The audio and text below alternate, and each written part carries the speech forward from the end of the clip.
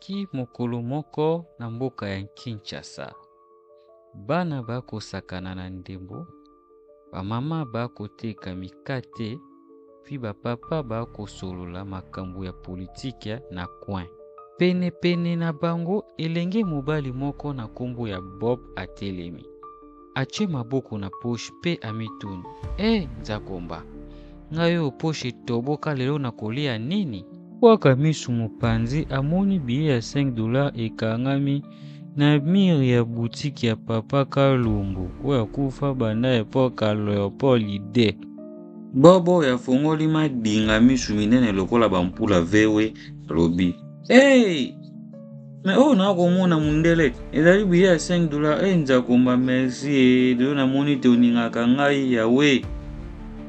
Atali pembeni amoni moto te yo wana bulu yango atiango na poche atraseli ndwate.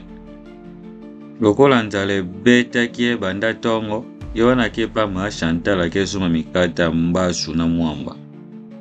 Mama Chantal pa azongiseli ye retour na ye.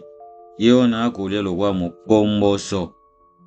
Azwi mbongo yango pe atie na poche. Abwaka misu boye amoni lisusu $5 wana ya papa Kalombo na même poche. Ami lobi Nzakomba, me oyo eza lisusu biya papa Kalombo ti Nzambe oyo likambo nini oyo?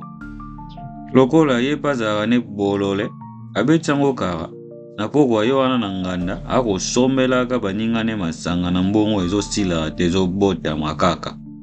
Moningane moko alobi, Bob, yo toyebi yo wapi ya kere ozala te wana bulo te ozwi mbongo yo wapi? Ye wana pe Bob yango amutulo wa ndikila alobi, bongo eza na motu nga nayebi oluka mbongo nayebi bastratégie ya oluka mbongo bayaya. Bango nyonso baseki. Vie koko moko kombo na ye papa Likembe azalaki na mosika akotala bango na serie nyonso. Papa Likembe akusani po alobela Bob. Yo wana zoloba. Yo mwana. Yo nayebi papa na yo ti. Tozala na mosala te. Me oko depensaka mbongo awa lokola mwana ministre keba peti. Mbongo sa mosala esuka kaka mabe peti na ngai. Na butu Bob alali aloti papa Kalumbu. Mukolo buti oyo alokotaki $5 kuna. Abimeli. Yoka papa Kalumbu muwei ndenge akoloba. Yo Bob, naye kozwa yo oza oyibi mbongo na ngai yokokende na yo na lilita. Bob kaka na kati ya ndoto afukami akomo kosenga, papa pardon, nayibi te nga na lokoti namoni oka ekangami na mire na lokoti nayibi te. Yoka mowei ndenge azongisi. Yo olokoti yo lingi kolia na motoki na yo te kaka na motoki ya bato. Mbongo wana ekotikaka yo te ekobotama kovimba libumu ekopasuka yo.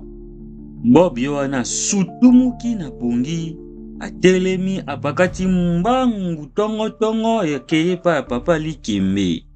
Ye wana akomi, papa Likembe, pardon suka ngai, tala mbongo elokotaki yango na boutique papa Kalombo wakufa kala banebe epoki wana kala wana. Tas esika nyonso nakende depase mbongo oyo ezonga na poche na ngai. So na depase yango ezonga na poche na ngai.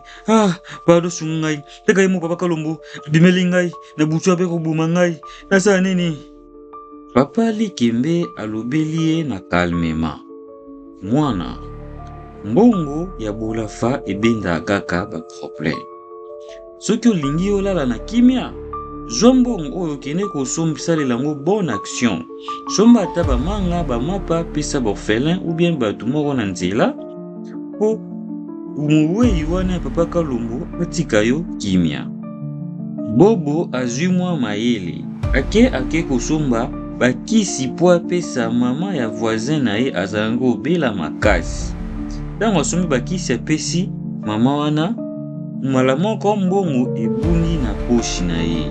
Mateya ya lisolo na biso ezali boye. Bajene bayaya toluka mbongo toluka mbongo, sala mwa pop, sala mwa shida pozwa mbongo yaya.